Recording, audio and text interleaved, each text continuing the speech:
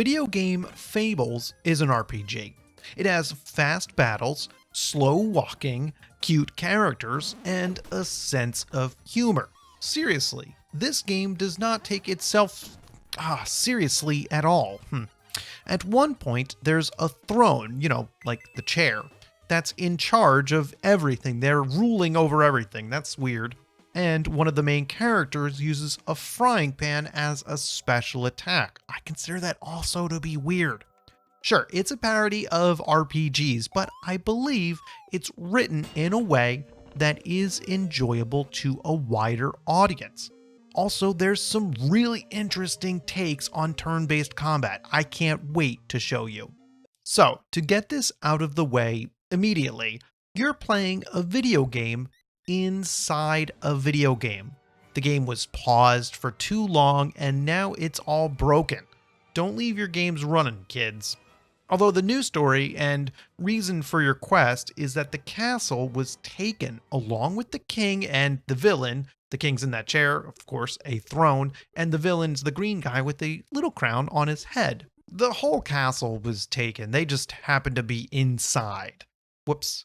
Now, the princess, the villain's son, that green guy on the right there, and an NPC need to become the heroes to put everything back into working order.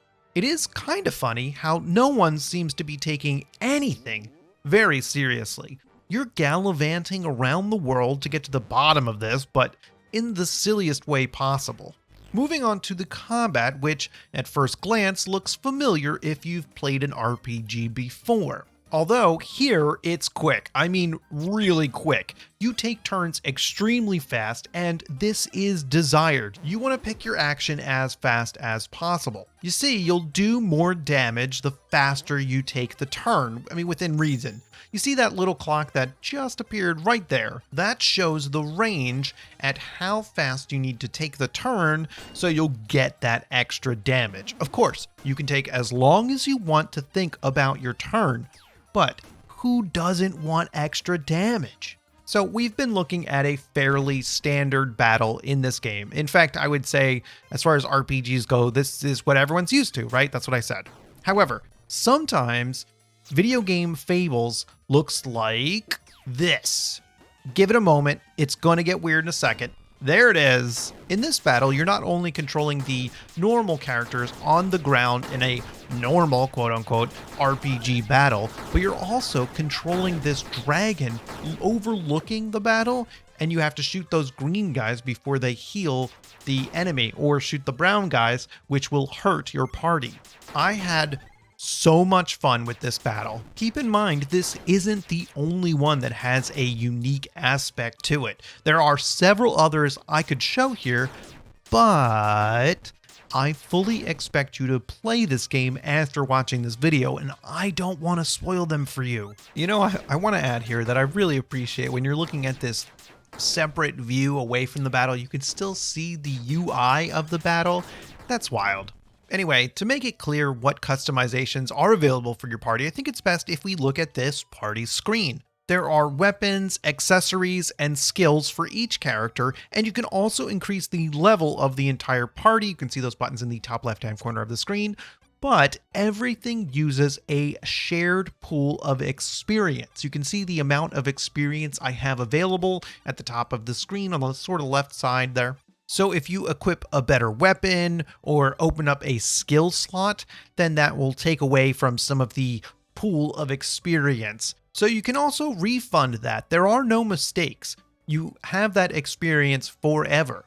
Feel free to increase the party level and then decide you want another skill and decrease the party level to get all of the experience back. It's a good system that's very polite to the player because you can't make a mistake. You can always undo it. And I really appreciated that. I never felt pressure or had to worry about making those wrong decisions. And so I chose to experiment more than I would have normally.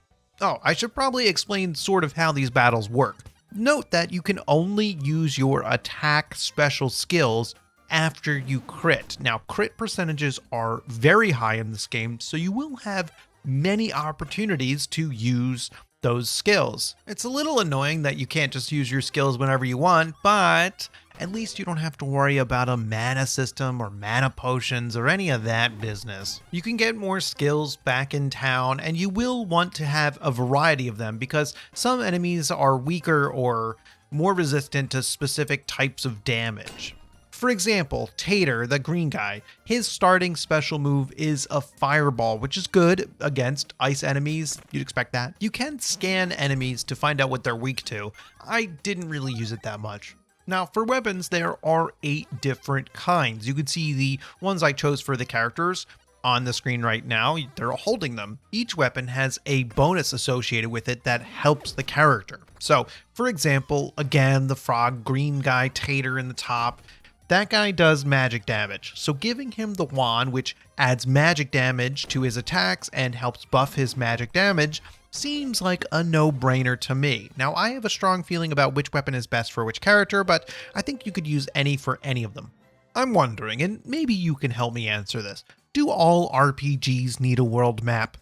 I'm not really sure, but what I am sure of is that I wish this game had an airship, because you walk so slowly.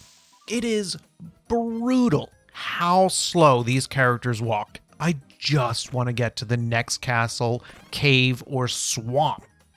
Thankfully, there are teleporters for important locations, so once you get to that location, you can get back there instantly. You can hop between all of them whenever you want. That's great. So besides how slow the characters move, there really isn't that much else to say. You walk to the next point of interest using your trusty compass. There will be battles in between because enemies will swarm you and make you do random battles. You'll also find mining nodes with ore that will upgrade your weapons. Then there are chests, which have so many varied things in them, I really can't comment on what's in there. You'll have to find out for yourself. Also, there's fishing. That's another mechanic. The developer did make sure to add a lot of mechanics, and in my opinion, there's a little too much extra to pad out the game that I don't really think is necessary, but it's not bad. You don't have to fish. Overall, Video Game Fables is good. It's really good.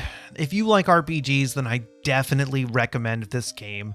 Do note, it's fairly easy. I had no problems. You can grind for experience, but I didn't find the need to. The game is constantly giving you battles, which are enough to equip anything and everything you could possibly want. Although, also note, I didn't even lose a single battle when I was playing, although some of my characters did get knocked out. I'm wildly impressed this was made by one person, and they should be, I don't know, beyond happy, at least, with that accomplishment. I am so sorry I didn't check this out sooner. I apologize to the developer. I just didn't think it was for me, but it's absolutely for me. I think this is such a good game. You can pick it up. Anybody can get into this one. I highly recommend it. But that's it. It was nice seeing you. Thanks for watching the video and sticking around to the end. Follow my Steam Curator link in the description below. Thanks for watching. Hit subscribe. See ya.